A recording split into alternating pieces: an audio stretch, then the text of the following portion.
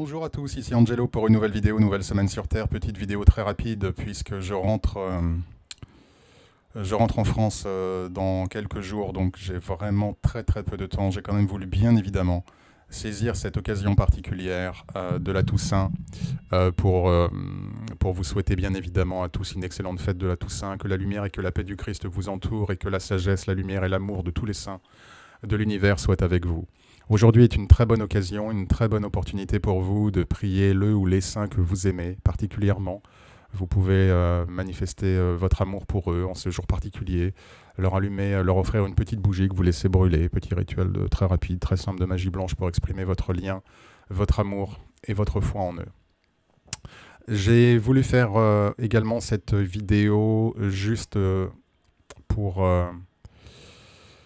parler de la charité et de la bienveillance, et effectivement préciser, redire, c'est important dans une époque où aujourd'hui les gens sont tournés vers eux-mêmes, où les gens ne regardent pas les autres, se ferment plutôt que de s'ouvrir. Il est important de se souvenir qu'à chaque fois que vous faites du bien, vous faites plaisir à Dieu.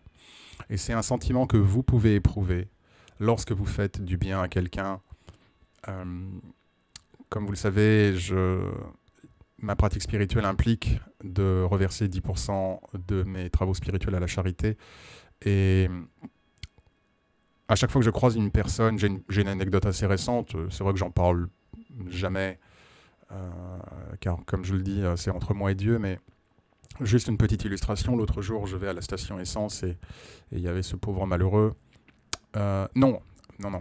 Je conduis ma voiture et je vois un pauvre malheureux sur le coin de la route. Voilà, en fait, c'est une histoire de temps.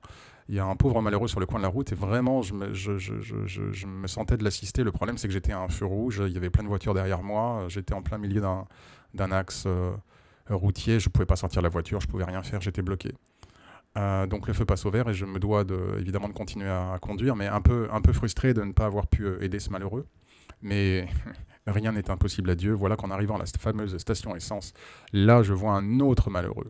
Donc il devait faire partie effectivement de ma journée, que d'avoir l'opportunité en tout cas d'aider quelqu'un qui a moins que moi.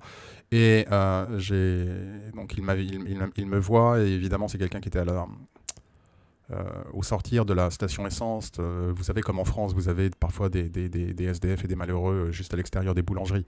Donc ils ont l'habitude de haranguer un peu tout le monde, sachant très bien que personne ne va répondre, ou très peu. Et donc dès que je m'approche, donc il me regarde à peine avec un regard quelque peu blasé et d'ores et déjà vaincu. Et donc il me lance sa phrase dite sur un ton automatique. Et une fois de plus, probablement parce que depuis le début de la journée, peut-être 50 ou 100 personnes se sont arrêtées. Il l'a dit peut-être à 50 ou 100 personnes et personne ne l'a regardé. Donc, bref. Et à ce moment-là, je sors de l'argent de ma poche, je garderai le montant entre moi et Dieu.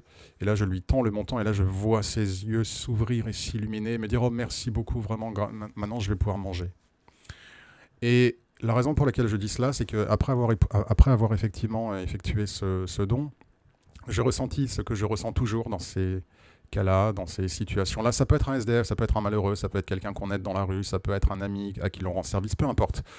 Là, j'ai pris l'exemple du SDF, mais c'est un exemple qui est... Enfin, le concept est extensible. Et après avoir fait cela, j'ai ressenti une chaleur à l'intérieur et une joie, une satisfaction. Et on ne parle pas d'ego, on parle vraiment de cœur, d'amour, une immense joie. Et je sais que cette immense joie, c'est parce que Dieu est content, que Dieu me manifeste qu'il est heureux. Et également mon ange gardien qui me manifeste qu'il est heureux, et les esprits angéliques autour de moi qui manifestent leur lumière, avec leur lumière qui brille d'autant plus parce qu'effectivement la générosité, la charité, l'amour et la bienveillance sont primés à ce moment-là plutôt que l'égoïsme, l'égocentrisme et le repli sur soi. Donc cette petite anecdote, et je suis sûr que beaucoup d'entre vous savent de quoi je parle quand je mentionne cette joie intérieure, le fait qu'on se sent bien. Quand on fait du bien aux autres, on se sent bien. Il y a cette chaleur, cette lumière à l'intérieur qui fait qu'on a ce sentiment qui est vraiment indescriptible. Il faut l'avoir ressenti, mais je sais que beaucoup d'entre vous savent exactement de quoi je parle. Eh bien, ce sentiment, rien ne peut battre ce sentiment. Donc, quand ce jour de la Toussaint, où vous avez l'opportunité de manifester votre amour pour les saints, que ce soit également un jour où vous puissiez vous souvenir également de faire du bien autour de vous, et de vous souvenir qu'à chaque fois que vous faites du bien autour de vous. Vous faites plaisir à Dieu. Vous rendez Dieu joyeux et heureux. Voilà, je vais en rester là, vraiment très rapide vidéo.